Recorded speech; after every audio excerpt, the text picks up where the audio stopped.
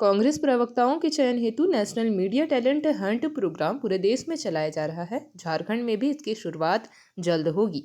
प्रदेश कांग्रेस अध्यक्ष केशव महतो कमलेश ने संवाददाता सम्मेलन में कहा कि एआईसीसी द्वारा टैलेंट हंट के माध्यम से झारखंड में प्रदेश स्तरीय एवं क्षेत्र स्तर पर प्रवक्ताओं की नियुक्ति हेतु प्रक्रिया चलाई जाएगी।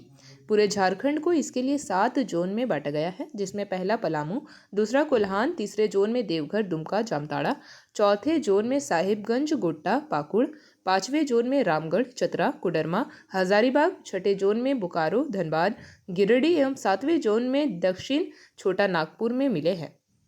इस पूरी प्रक्रिया में कांग्रेस के मूल्यों के प्रति निष्ठा, वैचारिक प्रतिबद्धता रखने वाले, राजनीतिक जागरूकता, स्पष्ट सोच, त्वरित प्रक्रिया देने, शुद्ध भाषा और संचार कौशल, इतिहास का समुचित ज्ञान, मीडिया में सहज उपस्थिति, मीडिया के माध्यम से जनता तक अपनी बातों को तथ्य के साथ रखने वालों का चुनाव क्षेत्रीय एवं राज्य स्तर पर किया जाएगा।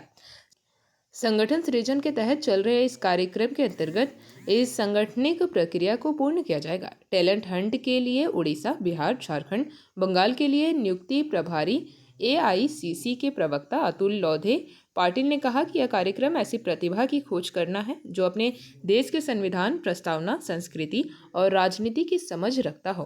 पिछले काफ़ी समय से कई ऐसे लोग हैं जो अपने विचारों को देश के साथ साझा करना चाहते हैं। उन्हें यह मंच प्रदान किया जा रहा है। संगठन में आने का माध्यम कोई नेता ना हो, बल्कि प्रतिभाशील लोगों से सीधा संवाद कर लोगों में लाने का माध्यम कई कार्यक्रम को बनाया गया है। प्रतिभाओं की खोज के लिए पूरे देश को 6 जोन में बांटा गया है। हम हर उस व्यक्ति से जुड़ने की कोशिश करेंगे जो कांग्रेस से जुड़ा चाहता है। पूरी प्रक्रिया पारदर्शी होगी, जिसमें एनजीओ, सिविल सोसाइटी, मीडिया जगत से जुड़े लोग भी इस प्रक्रिया से जुड़े होंगे। उन्होंने कहा कि सरकारी तंत्र का इस्तेमाल करके केंद्र सरकार और भाजपा मीडिया और खासकर सोशल मीडिया को नियंत्रित करने का प्रयास करती है। गठबंधन आज के समय में लोकतंत्र को बचाने का प्रयास करने वाले दलों की एकजुटता है। चुनाव में भाजपा साम, दाम, दंड, भेड़ सभी का इस्तेमाल कर गैर वैधानिक तरीके से चुनाव जीतती है। चुनाव आयोग की पारदर्शिता पर आज सवाल खड़ा है। लोकतांत्रिक संस्थाओं और प्रक्रिया को स्थिर कर दिया गया है। लोगों का भरोसा चुनाव की पारदर्शिता से उठने लगा है। संवाददाता सम्मेलन में मीडिया प्रभारी राकेश सिन्हा, सतीश पॉल, मुंजरी, लाल किशोर नाथ, सहदेव, सोनाल शांति, कमल ठाकुर, गजेंद्र सिंह भी उपस्थित थे। उपस्थित हमारे सम्मानित मीडिया के साथियों, सर्वप्रथम इस स्थापना दिवस के रजत जयंती के अवसर पर जो भी हम लोग सप्ताह भर मना रहे हैं, आप सबों का बहुत बहुत बधाई। साथ ही साथ हम लोग बिरसा भगवान का 150वां जयंती समारोह भी मना रहे हैं। कल भी मनाए बड़े धूमधाम से और ये चलता रहेगा।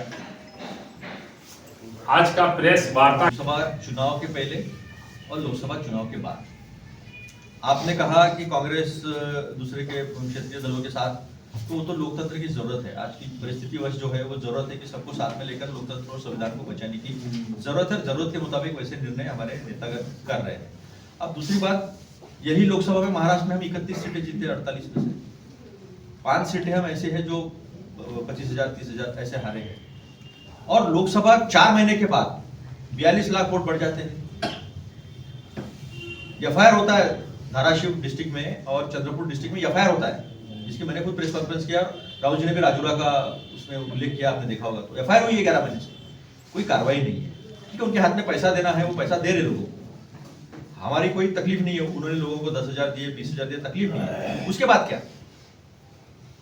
अभी चुनाव आयोग के सामने हम लोग जितनी शिकायतें लेकर गए हैं, सुप्रीम कोर्ट ने भी दिशा निर्देश देने की कोशिश की है।